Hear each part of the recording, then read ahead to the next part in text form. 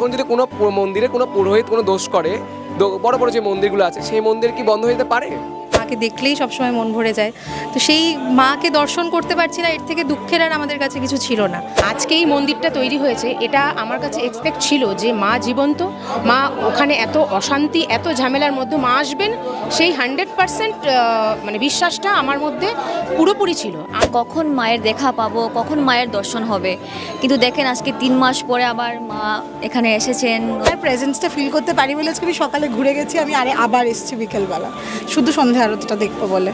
তো মাকে যে দেখতে পেয়েছি আজকে অনেক দিন পরে, এটাই আনন্দের বিষয়। ভালোই লাগছে, আসতে পারছি, আমরা মাকে দেখতে পাচ্ছি, এটা তো ভালোই লাগছে। হাতে গুনে 3 মাসও সময় অতিক্রান্ত হয়নি, সুখিয়া স্ট্রিটে জীবন্ত কালী অর্থাৎ মা শ্যামা সুন্দরীর মন্দির বন্ধ করে দেওয়া হয়েছিল।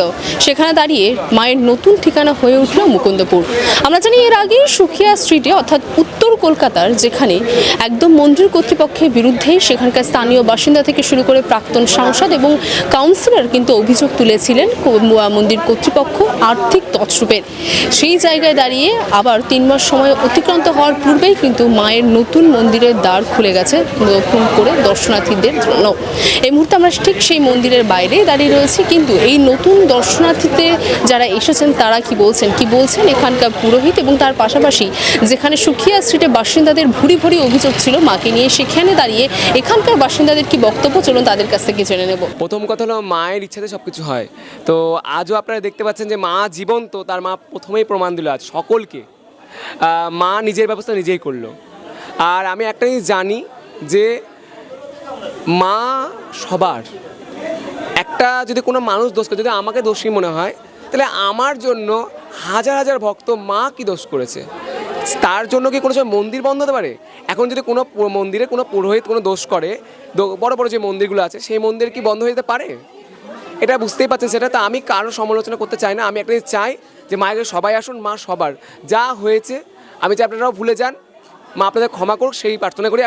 আমার সবচেয়ে বড় কথা, আমার থেকেও আজকের দিনে ভক্তরা সবচেয়ে সঠিক কথা বলতে পারে।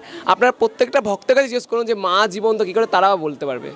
আচ্ছা, আমরা যদি একদম 3 মাস পূর্ণ যেহেতু হয়নি, কিন্তু একটু যদি পিছনে যায় সময়, সেখানে দেখা যায় যে আপনাকে কথা বলার সুযোগ দেওয়া হয়নি। আজকে সেখানে দাঁড়িয়ে আপনি নির্দ্বিধায় বলতে পারছেন। কথা শুধু না, মানে চারিদিক দিয়ে পুরো ঘেরাও করে রেখে দেওয়া হয়েছিল। তো কোনোভাবে আমাদের কোনো কথা বলা যায়নি ওই সময়টা। আপনারা জানেন যে আপনারাও এসেছিলেন, যে একবার শুধু দেখা গেল, কিন্তু ভাবে ঢুকতেও পারেননি। যে আছে তাকে মারধর করে যেমন করে পারছে তেমন করে তাড়িয়ে দিচ্ছে। তো ওনাদের বাড়িটা, আমার একটাই প্রশ্ন, যত নিউজ চ্যানেল আছে সবার কাছে, যারা নাম করা নিউজ চ্যানেলগুলো, আপনারা তো মায়ের ভিডিও করতে এসেছেন আগে। তো আমার একটাই কথা, আমাদের ভিডিওগুলো কোথায় ছিল? আমরা কি দোষ করছি? দুজনের তো কথা তো দেওয়া উচিত, আপনাদের কোনো দেননি।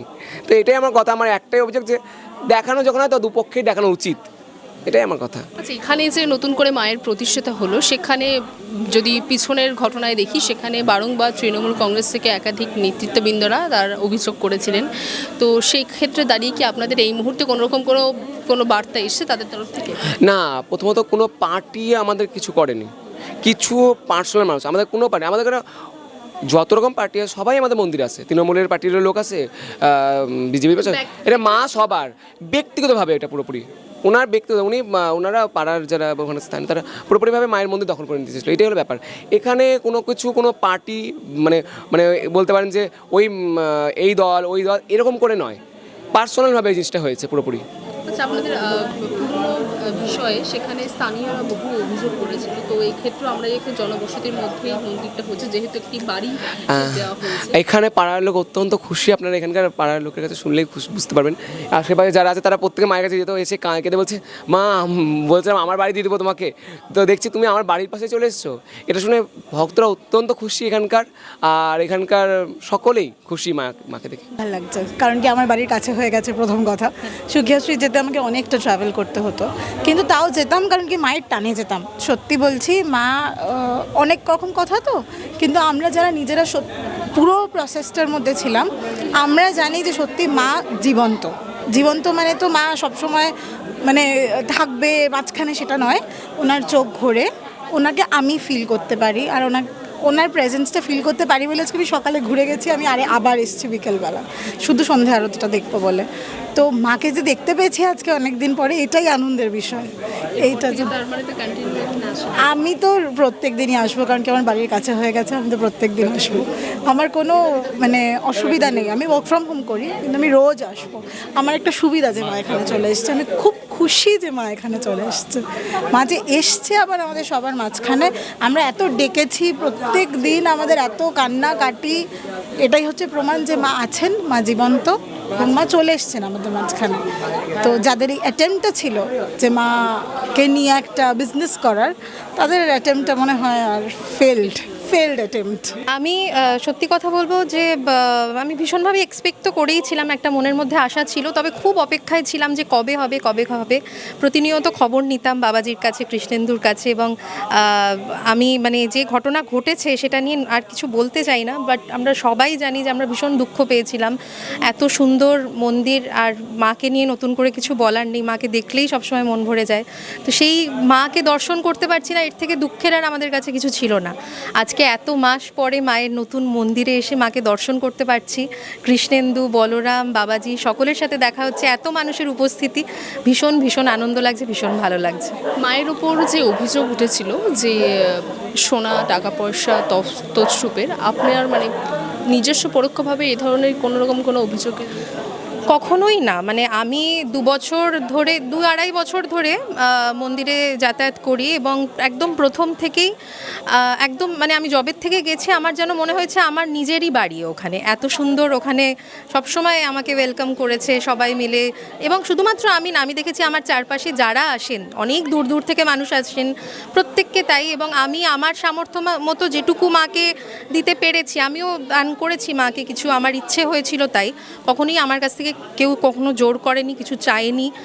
আর সত্যি বলতে মানে ভগবানকে আমরা কি দেব, আমরা তো ভগবানের সন্তান, তো তাই জন্য আমাদের যদি মনের থেকে কিছু ইচ্ছে হয় যে আজকে মাকে মনে হয় ওই গয়নাটা পরালে আরও সুন্দর লাগবে দেখতে, সেই ইচ্ছের পূরণ করতে হয়তো আমরা কিছু দিতে পারি মাকে। কিন্তু সত্যি কি ভগবানকে কিছু দেওয়া হয়? মায়েরই তো আমরা সন্তান, তার কাছেই আমরা চাইতে আসি। তো সেই জায়গা থেকে আমার মনে হয় এই কথাগুলো বলা একদমই মানে কোনো বলাই বাহুল্য আর কি। তো সেক্ষেত্রে আমার ক্ষেত্রে কোনো দিনই এরকম কোনো ঘটনা ঘটেনি। আমি যেটুকু করেছি আমার সাধ্য মতন সবটাই আমার মন থেকে, এবং মায়ের উপস্থিতি আমি বারবার মানে অনুভব করতে পেরেছি, এবং সত্যি বলতে মা আমাকে স্বপ্নও দিয়েছেন, তো সেটারও একটা অনেক বড় কাহিনী আছে। এবং আরও অনেক রকম ঘটনা, প্রথম দিন থেকে যখন থেকে মন্দিরে আসছি নানা রকমভাবে মায়ের উপস্থিতি অনুভব করতে পেরেছি, এবং ভীষণ ভালো লাগার জায়গা। আজকে এত মাস পরে আবার মাকে দর্শন করতে পারছি, এটা ভীষণ আনন্দ লাগছে আজকে এসে মন্দিরে। যা হয়েছে কয়েকদিন আগে একদম ভালো হয়নি। আমরা তো মানে ডেইলি আমরা এটাই চিন্তা করতাম যে কখন মায়ের দেখা পাবো, কখন মায়ের দর্শন হবে। কিন্তু দেখেন আজকে 3 মাস পরে আবার মা এখানে এসেছেন নতুন বাড়িতে, এত আনন্দ হচ্ছে না যে কি বলবো। আমি তার জন্য এখানে এসেছি, আমি থাকি মুম্বাইতে, তার জন্য আমি মাকে দেখতে এসেছি এখানে। 4 বছর হয়ে গেছে। মানে সুকিয়া স্ট্রিট থেকে? হ্যাঁ, সুকিয়া স্ট্রিট থেকে এখানে আসছি। এখানে তো মা কালকে আসলেন, তো আমিও কালকে এসেছি। তার আগে তো আমি ওখানেই যেতাম, সুকিয়া স্ট্রিটে যেতাম। আচ্ছা, মায়ের সঙ্গে যে অলৌকিক ঘটনা সবসময় জড়িয়ে থাকে, তো আপনার সঙ্গে কি অনেকবার মা স্বপ্নতেও গেছে, কথা হয়েছে, মার সাথে আমার কথাও হয়েছে, অনেক কিছু বুঝিয়েও দিয়েছে অনেকবার। এটা কি বলবো, অনেকবার।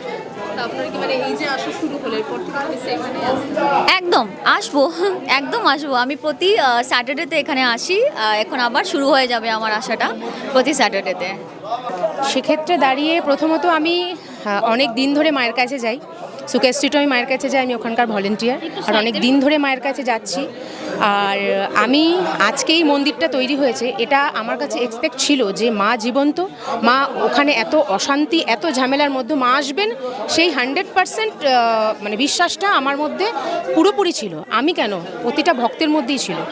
তো আজকে মন্দিরটা হয়েছে, আর শুধু অপেক্ষা করছিল মার মন্দিরটা কবে হবে। আমি জানি মা আসবেই, দুষ্টদের দমন করতে এতটা তাড়াতাড়ি আসবে সেটা আমি ভাবতে পারিনি। হয়তো যে এত মানে এই যুদ্ধ করে মাকে বেরিয়ে যেতে হয়েছে, তো এত সহজে মাই বলেই পেরেছেন, এটা মা বলেই সম্ভব। আর যখন খবরটা পেয়েছি এতটা আনন্দ হয়েছি, মানে আমি খবর নিতাম, আমার এখানে নন্দে জামাই রয়েছে, তার কাছ থেকে আমি খবর নিয়েছি, প্রত্যেক দিন এভরিডে খবর নিয়েছি, মার কাছে প্রার্থনা করেছি, মা খুব তাড়াতাড়ি দুষ্টতে দমন করে তুমি কিন্তু তাড়াতাড়ি চলে এসো, খুব তাড়াতাড়ি এসো। তো সে খুব তাড়াতাড়ি সম্পূর্ণ হয়েছে, এটা এত আনন্দ মানে সেটা আর বলে বোঝাতে পারবে না, এত ভক্তদের সমাগম। সেই সুকিয়া স্ট্রিটে যেই জিনিসগুলো আমরা হারিয়েছিলাম সেটা আবার ফিরে পেয়েছি, এর থেকে বড় পাওনা কিছু আর নেই। ভালো তো খুবই লাগছে, কিন্তু আগের মন্দিরে যখন আমি গেছি মানে এই ঝামেলা হওয়ার পরে ওখানে মানে ওরা মানে পাড়ার লোকেরা মিলে, আমি যেন মহিলা মানুষ, তা আমাকে মারতে আসছে, আমাকে বলছে তুমি মন্দির থেকে 5 লাখ টাকা খেয়ে কথা বলছো। আমি তো কোনোদিন, আমাকে ওটা চেনেই না, আমি এসছি পুজো দিয়েছি, আমার থেকে কেউ কোনোদিন 1 টাকাও চাইনি, শোনা তো অনেক দূরের কথা, কেউ 1 টাকাও চাইনি, আমি এসছি পুজো দিয়েছি চলে গেছি। এখানে আপনারা এই কথা বলছেন, বলছে আপনি নিশ্চয়ই টাকা খেয়ে এসে কথা বলছেন, এই মন্দিরের অনেক গন্ডগোল আছে। আমাকে বলছে আমাদের শীতলা মা আছে, শেরাবালি মা আছে, ওখানে গিয়ে পুজো করুন, ওই মন্দিরে যাওয়ার কি আছে, এই ধরনের কথাবার্তা ওই এলাকার লোকেরা বলেছে। তো সেখানে দাঁড়িয়ে মানে বলতে গেলে অনেক কম সময়ের মধ্যে আমার মায়ের সেটা এখানে দাঁড়িয়ে কেমন লাগে? এখানে দাঁড়িয়ে তো অবশ্যই ভালো লাগছে, সব থেকে ভালো লাগছে আমি মন থেকে বলতাম মাকে যে মা আমার বাড়ি বড় দূর, এত দূর থেকে এখানে আসতে হয়, জানি না কেন একদম ঘরের কাছে মা চলে এসছে, এটা আরও বেশি ভালো লাগছে। এরপর থেকে তো এখানে আসা। অবশ্যই আসবো, এখানেই আসবো। আপনারা তো এখানকারই বাসিন্দা, আগে মায়ের যে জায়গা ছিল সুকিয়া স্ট্রিটে, সেখান থেকে মুকুন্দপুরে মায়ের নতুন বাসস্থান। তো আমরা জানি সেখানকার বাসিন্দাদের অনেক অভিযোগ ছিল মাকে নিয়ে, তো সেখানে দাঁড়িয়ে আপনারাও এখানকার বাসিন্দা, আপনাদের কেমন লাগছে মায়ের এই অবস্থা? ভালোই লাগছে, আসতে পাচ্ছি, আমরা মাকে দেখতে পাচ্ছি, এটা তো ভালোই লাগছে। কারণ আগের মানে যদি সুকিয়া স্ট্রিটে নেই, মানে ওখানকার বাসিন্দা আমি ওখানে যাইনি, ওখানে আমার বোন যেত, যাবো করে এতটা দূর তো যেতে পারিনি, এখন তো ঘরের কাছে মা এসে গেছে, এখন তো আসছি রোজই। কেমন মানে খুবই ভালো লাগছে, ভীষণই ভালো লাগছে। মানুষের হচ্ছে ভুল ধারণা, গুজবে বলে না কান দিতে নেই, তো আমরা পাশে দেখছি, নিজের চোখে দেখছি যে মায়ের যে যারা ভক্ত তারা প্রচুর আসছে, কারণ মায়ের কাছে পেয়েছে বলে আমাদের পাশে এসছে, খুব ভালো লেগেছে যে মা কাছে এসছে, কিন্তু সেই জায়গাটা ভালো লাগেনি বলে আজকে সে মা এখানে এসছে। তো মানে ভবিষ্যতে কি এই ধরনের কোনো অভিযোগ ওঠার? না, কোনো চান্স নেই, কোনো চান্স নেই। আমরাও দেখছি, আশা করছি ভিতরে যে ভিডিও করে উল্টোপাল্টা, সেটা আমরা এবার স্ট্রিক্টলি বলে দেওয়া হবে যে পারমিশন ছাড়া কোনো ভিডিও করা হবে না। কিছুটা হ্যাঁ, স্বপ্নাদেশে কোটি টাকার বসত বাড়ি মাকে দান ভক্তের, তারপরেই 13ই মার্চ মায়ের প্রতিষ্ঠাতা এবং 15ই মার্চ ভক্তদের জন্য মায়ের দ্বার খুলে দেওয়া। ইতিমধ্যে পুরোহিত থেকে শুরু করে যারা দর্শনার্থীরা এসেছেন এবং পাশাপাশি যারা এখানকার বাসিন্দারা রয়েছেন, তাদের প্রত্যেকেই একই বক্তব্য যে মায়ের প্রতীক্ষায় তারা বহুদিন ধরে ছিলেন এবং এত তাড়াতাড়ি যে তিনি এসে পৌঁছাবেন তাদের কাছে, এটা তারা ভাবতে পারেননি। ক্যামেরার সামনের সঙ্গে নীলাম দাস রিপোর্টিং, বাংলা হান্ট, কলকাতা। বাংলা হান্টের আরও খবর দেখতে নজর রাখুন। বাংলা খবর মানেই বাংলা হান্ট।